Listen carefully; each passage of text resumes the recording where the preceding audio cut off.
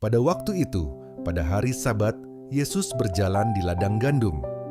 Karena lapar, murid-muridnya memetik bulir gandum dan memakannya. Melihat itu, berkatalah orang-orang Farisi kepadanya, "Lihatlah, murid-muridmu berbuat sesuatu yang tidak diperbolehkan pada hari Sabat."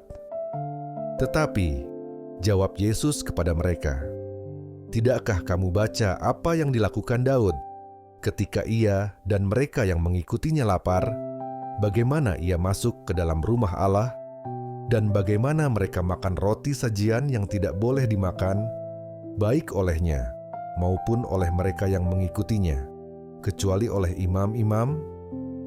Atau tidakkah kamu baca dalam kitab Taurat bahwa pada hari-hari Sabat, imam-imam melanggar hukum Sabat di dalam bait Allah, namun tidak bersalah? Aku berkata kepadamu, di sini ada yang melebihi bait Allah. Jika memang kamu mengerti maksud firman ini, yang ku kehendaki ialah belas kasihan dan bukan persembahan, tentu kamu tidak menghukum orang yang tidak bersalah, karena Anak Manusia adalah Tuhan atas hari Sabat." Setelah pergi dari sana, Yesus masuk ke rumah ibadat mereka. Di situ ada seorang yang mati sebelah tangannya. Mereka bertanya kepadanya, "Bolehkah menyembuhkan orang pada hari Sabat?" Maksud mereka ialah supaya dapat mempersalahkan dia.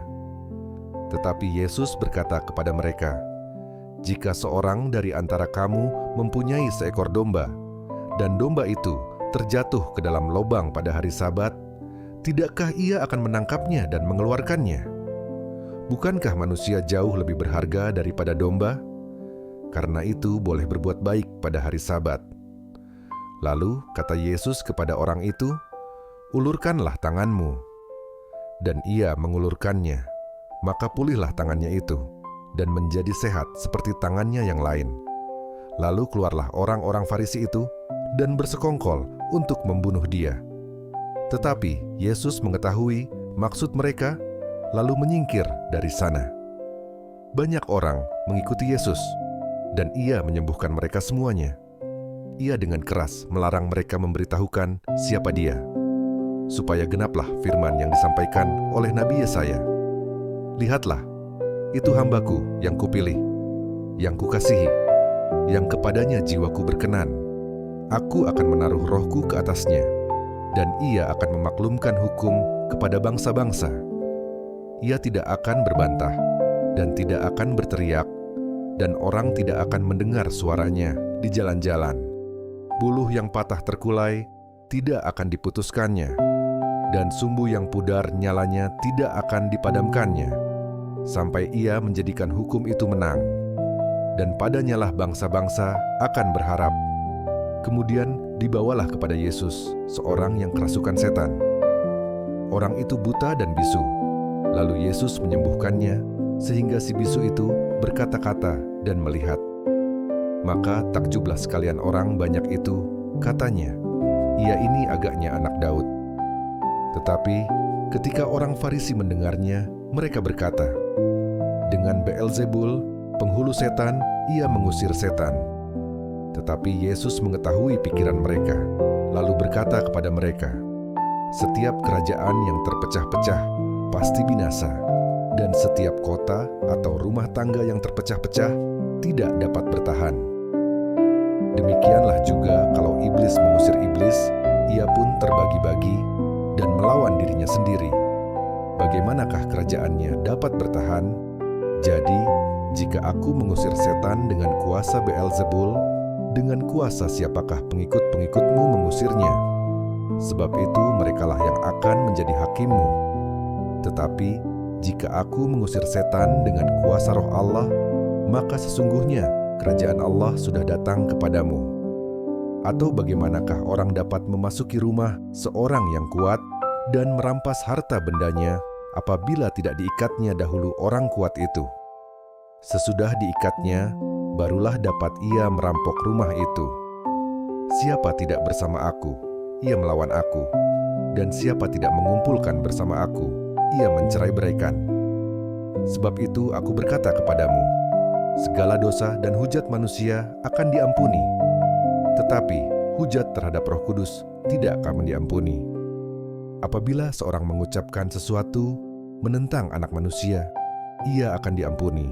Tetapi jika ia menentang Roh Kudus, ia tidak akan diampuni. Di dunia ini tidak, dan di dunia yang akan datang pun tidak. Jikalau suatu pohon kamu katakan baik, maka baik pula buahnya. Jikalau suatu pohon kamu katakan tidak baik, maka tidak baik pula buahnya. Sebab dari buahnya pohon itu dikenal. Hai kamu keturunan ular beludak, bagaimanakah kamu dapat mengucapkan hal-hal yang baik, sedangkan kamu sendiri jahat? Karena yang diucapkan mulut meluap dari hati. Orang yang baik mengeluarkan hal-hal yang baik dari perbendaharaannya yang baik, dan orang yang jahat mengeluarkan hal-hal yang jahat dari perbendaharaannya yang jahat. Tetapi aku berkata kepadamu, setiap kata sia-sia yang diucapkan orang harus dipertanggungjawabkannya pada hari penghakiman. Karena menurut ucapanmu, engkau akan dibenarkan, dan menurut ucapanmu pula, engkau akan dihukum. Pada waktu itu berkatalah beberapa ahli Taurat dan orang Farisi kepada Yesus, "Guru, kami ingin melihat suatu tanda daripadamu." Tetapi jawabnya kepada mereka, "Angkatan yang jahat dan tidak setia ini menuntut suatu tanda. Tetapi kepada mereka tidak akan diberikan tanda selain tanda Nabi Yunus.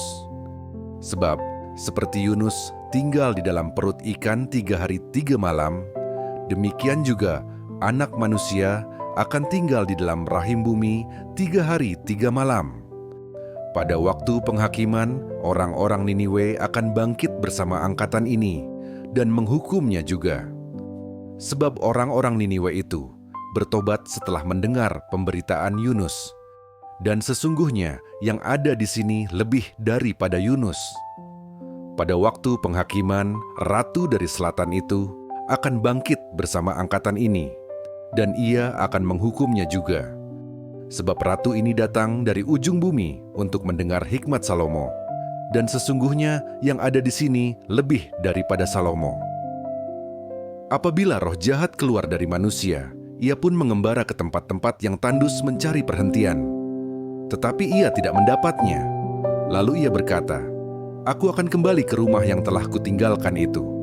Maka pergilah ia dan mendapati rumah itu kosong, bersih tersapu dan rapi teratur. Lalu ia keluar dan mengajak 7 roh lain yang lebih jahat daripadanya, dan mereka masuk dan berdiam di situ.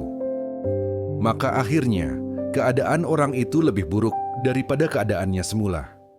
Demikian juga akan berlaku atas angkatan yang jahat ini. Ketika Yesus masih berbicara dengan orang banyak itu, ibunya dan saudara-saudaranya berdiri di luar dan berusaha menemui dia. Maka seorang berkata kepadanya, "Lihatlah, ibumu dan saudara-saudaramu ada di luar dan berusaha menemui engkau." Tetapi jawab Yesus kepada orang yang menyampaikan berita itu kepadanya, "Siapa ibuku? Dan siapa saudara-saudaraku?" Lalu katanya, sambil menunjuk ke arah murid-muridnya, "Ini ibuku dan saudara-saudaraku. Sebab siapapun yang melakukan kehendak Bapa-Ku di sorga, dialah saudaraku laki-laki, dialah saudaraku perempuan, dialah ibuku."